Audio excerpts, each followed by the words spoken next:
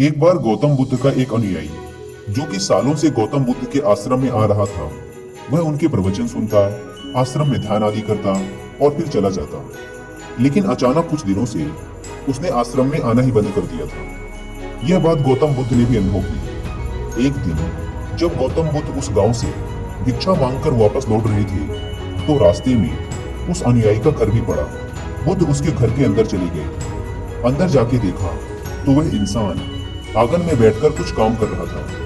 बुद्ध को देखते ही वह जल्दी से हाथ जोड़कर उनके सामने खड़ा हो गया। उसने बुद्ध को पीने के लिए शीतल जल दिया और बैठने के लिए आंगन के चबूतरे पर एक चटाई बिछाई। बुद्ध चटाई पर आराम से बैठ गए। फिर बुद्ध ने उस अनुयायी से पूछा, तुम्हारे घर परिवार में सब कुछ ठीक तो है ना? अनुयायी बोला, हाँ भंते, सब ठीक है। बुद्ध ने पूछा, फिर तुमने आजकल आश्रम में आना क्यों छोड़ दिया? यह सुन वह अनुयायी थोड़ा सा शर्मिंदा होने लगा।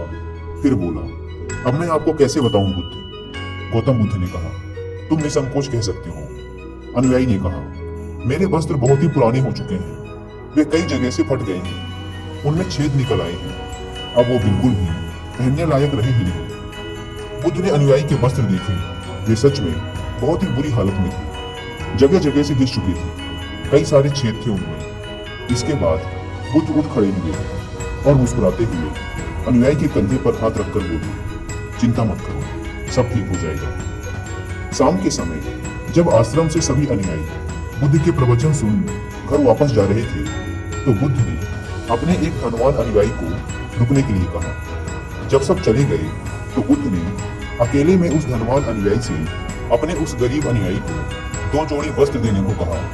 धनवान अनुयायी उस गरीब अनुयायी के घर वस्त्र भिजवा देने को वचन देकर वहां से चला जाता है। अगले दिन सुबह वह अमीर अनुयायी उस गरीब अनुयायी के परिवार के हर एक सदस्य के लिए 2-2 जोड़ी कपड़े एक पोटली में बंधवा कर अपने नौकर के हाथ भिजवा देता है, जिसे देखकर उस गरीब अनुयायी का पूरा परिवार बहुत ही खुश होता है। अगले दिन जब वह गरीब अनुयायी दोबारा से बुद्ध के आश्रम उनके प्रवचन सुनने आता है, तो अंत में जाते समय बुद्ध उस अनुयायी को रोककर उससे पूछते हैं, क्या तुम अपने नए वस्त्रों में आराम से हो? तुम्हें और कुछ तो नहीं चाहिए? अनुयायी ने कहा, पहले तो आपका बहुत बहुत आभार भंते, मैं इन कपड़ों में बिल्कुल आराम से हूँ और मुझे अब और कुछ नहीं चाहिए।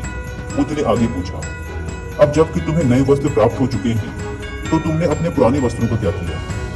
अनुयायी ने कहा, हमारा परिवार अब से उन्हें बिस्तर में बिछाने और ओढ़ने के काम मिलेगा, अब हम उन्हें ओढ़ने की तरह उपयोग में लेंगे। बुद्ध ने कहा, फिर तुमने अपनी पुरानी ओढ़नी का क्या किया? अनुयायी ने कहा, बुद्ध, मैंने उसे अपने घर की खिड़कियों में पर्दे की तरह लगा दिया है। बुद्ध ने कहा, तो क्या तुमने अपने पुराने पर्दे फेंक दिए? अनुयायी बोला, नहीं भंते, अब मैं उन पर्दों के छोटे छोटे टुकड़े करके उनका उपयोग रसोई में गर्म बर्तनों को उतारने और पकड़ने के लिए कर रहा हूँ। बुद्ध ने पूछा, तो फिर तुमने रसोई के पुराने कपड़ों का क्या किया? अनुयायी ने कहा, अब मैं उनका उपयोग घर में पोछा लगाने के लिए करूंगा। बुद्ध ने कहा, तो फिर तुम्हारे पुराने पोछे का क्या हुआ? अनुयायी ने कहा, बुद्ध, वो पुराना पोछा इतना तार तार हो चुका था कि अब उसका कुछ भी नहीं किया जा सकता था, इसलिए मैंने उस पोछे से एक एक धागा अलग करके दिए के लिए बातियां बना ली। उन्हीं में से कुछ बातियां मैंने आश्रम में दान कर दी हैं, जो अब आज रात से आपके कक्ष में प्रकाशित होंगी। यह सुन बुद्ध अनुयायी से संतुष्ट हो गए। वे इस बात से बहुत खुश थे कि उनका शिष्य वस्तुओं को बर्बाद नहीं करता, बल्कि उनका सही से उपयोग करना जानता है। गौतम बुद्ध हमेशा अपने शिष्यों को बहुत ही कम चीजों के साथ जीवन निर्वाह करने की शिक्षा देते थे। साथ ही उनका यह भी मानना था कि यदि हमारे पास कुछ भी हमारी जरूरत से अधिक है, तो हमें उसे दूसरे जरूरतमंद लोगों को दे देना चाहिए।